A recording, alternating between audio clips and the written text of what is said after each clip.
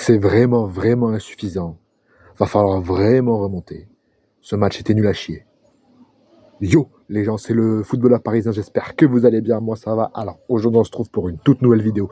Débrief du match entre Sturm Graz et le Paris Saint-Germain dans le cadre d'un match amical de pré-saison. Match nul en d'ailleurs entre ces deux équipes. 2 buts partout. Déjà, on va commencer direct.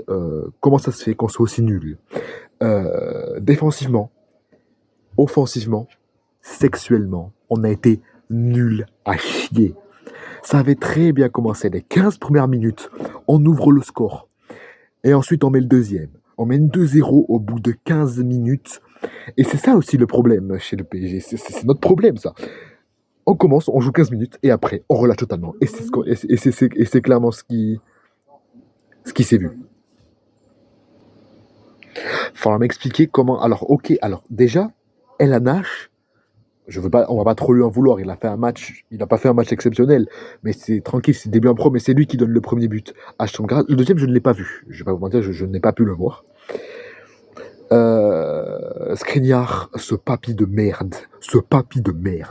Casse-toi du club, t'es nul à chier, Skriniar. Tu pues la merde. Tu peux partir du PSG avec ton ami Carlos Soler. Lui aussi, il casse les couilles. Je vous jure que dès que j'ai vu la composition d'équipe, dès que j'ai vu qu'il avait le brassard, j'avais envie de gerber. Ce mec a quand même eu le brassard lors de match du PSG alors qu'il pue la merde. Bon, c'est grave.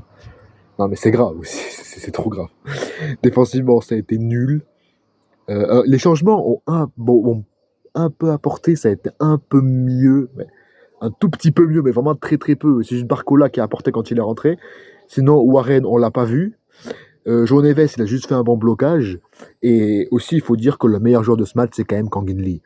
Qu'est-ce que je pourrais dire d'autre? Ah oui, à part que j'ai failli littéralement m'endormir plusieurs fois devant ce match qui était dégueulasse. Il va falloir se réveiller, les gars. Ok, c'est Sturm Graz. Ok, c'est notre premier match en pré-saison. Mais il faut vraiment penser à se réveiller parce que le championnat arrive très bientôt. On est très bientôt. Ça arrive le 16. Dans un peu plus d'une semaine, le championnat recommence. Donc, il va falloir se réveiller. Il va falloir se reprendre contre Leipzig.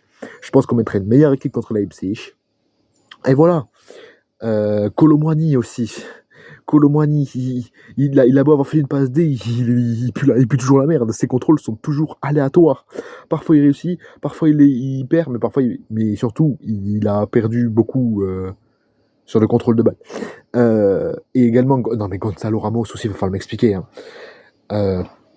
C'est pas comme ça, c'est pas en ratant des tapines comme ça que Lucho te fera confiance. Déjà que t'as pas beaucoup de temps de jeu depuis que t'es arrivé, tu laisses passer cette occasion. Tu sais que quand t'as raté ça, tu vas perdre beaucoup de points, mon gars. Tu vas perdre beaucoup de points. Et il va falloir m'expliquer aussi comment ça se fait que Moscardo est rentré en défenseur central.